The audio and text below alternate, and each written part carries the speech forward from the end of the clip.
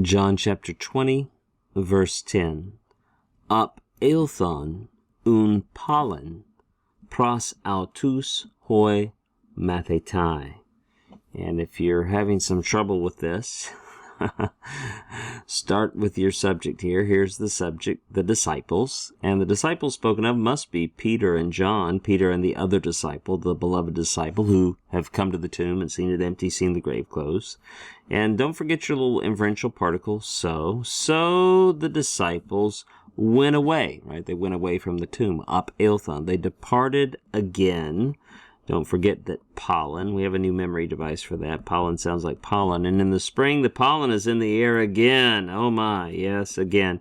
So the disciples, look at this, the disciples, don't forget our inferential particle there, so or thus, and it's post-positive, it always comes second. So the disciples departed again, and if you did this literally, you might have been confused.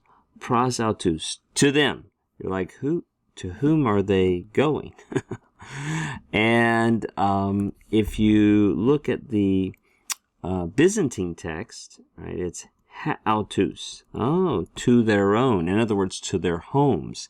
It is true, though, that John, throughout the gospel, maybe you've noticed that sometimes he uses the third-person personal pronoun where we might expect the reflexive pronoun. So, of course, in some early manuscripts, some ancient Greek manuscripts do read autus, though it seems that the earliest and best evidence favors autus. Most likely, later scribes, maybe even unconsciously, conformed John's style to more standardized Greek there, though, it's possible for the third-person personal pronoun to have a reflexive sense. So to themselves, to their own, in other words, to their own places, to their homes. So the disciples departed again to their own homes. Let's parse ap eilthon before we leave. This is from ap erchomai.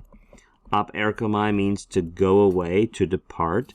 And you remember the second aorist of erchomai is eilthon. So ap eilthon is just a second aorist, active indicative, and that ending within the context is third person plural with a third person plural subject, disciples.